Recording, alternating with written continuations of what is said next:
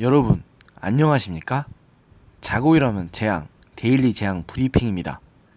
여러분의 구독과 좋아요, 그리고 공유가 여러분의 주변을 바꿀 수 있습니다. 꼭 부탁드립니다. 여러분, 운수미 성남시장에 대해서 다들 잘 아시나요?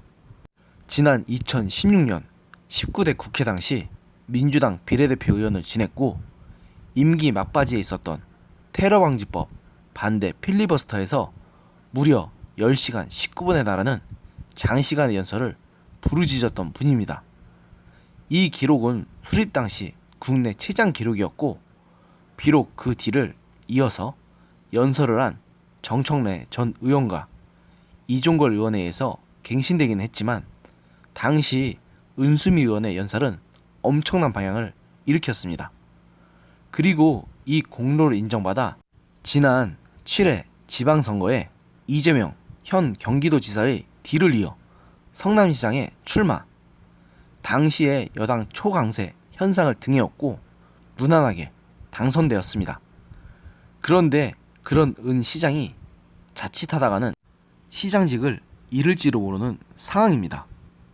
은 시장은 20대 총선 이후인 2016년 6월부터 1년간 조직폭력배 출신인 이모 씨가 운영한 코마 트레이드라는 회사로부터 차량과 기사를 제공받아 90여 차례를 거쳐서 교통비 상당의 정치자금을 불법 수수한 혐의로 불구속 기소되었는데요. 당시 이 씨와 같은 회사의 임원으로 있었던 배모 씨가 은 시장에게 자원봉사자라며 최 모 씨를 소개해줬고, 최 씨는 이 회사로부터 렌트 차량과 함께 월급을 받았다고 합니다. 결국 검찰은 은 시장의 혐의를 인정해서 당선 무효형에 해당하는 벌금 150만 원을 구형했습니다.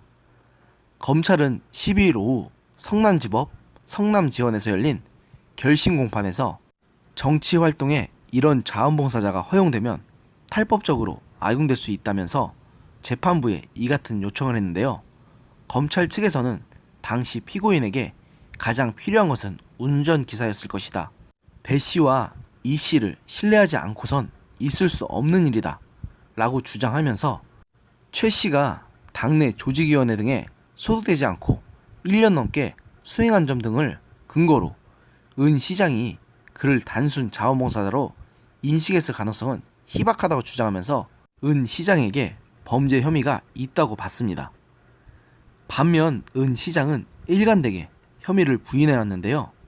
이날 피고인 신문에서 은 시장은 중원구 지역위원장 시절 지역위원회에서 운전 자원봉사를 한 분이 10여 명이고 최 씨는 그중 한 명이었다, 최 씨가 코마 트레이더로부터 차량과 급여를 받은지도 전혀 몰랐다고 주장했습니다.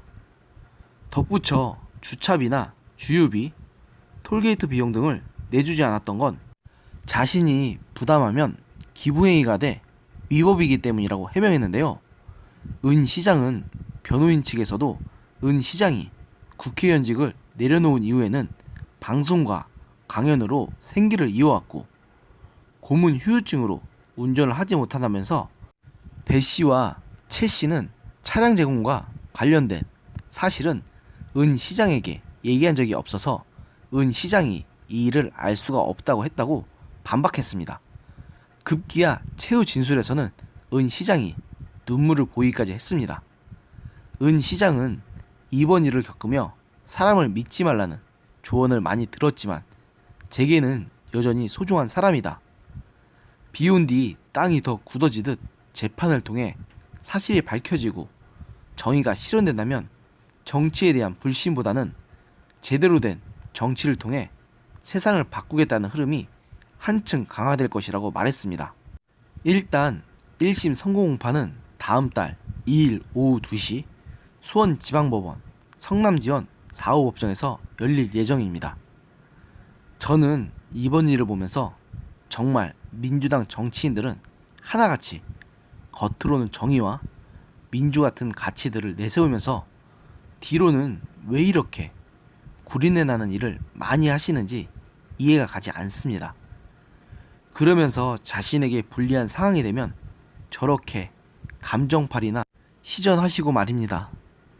이번 운수미 시장의 일도 다르지가 않습니다. 은 시장님, 저는 제3자의 입장이니 아직 당신의 혐의가 유죄라고 단정하지는 않겠습니다. 하지만 판결이 어떻게 나오든 간에 부디 이번 일을 거울 삼아서 당신의 그 이중적인 행태를 좀 반성하시고 감정 파리만으로 해결되지 않는 일도 있다는 것을 좀 깨달으시기 바랍니다. 오늘의 영상은 여기까지였습니다. 들어주셔서 감사합니다.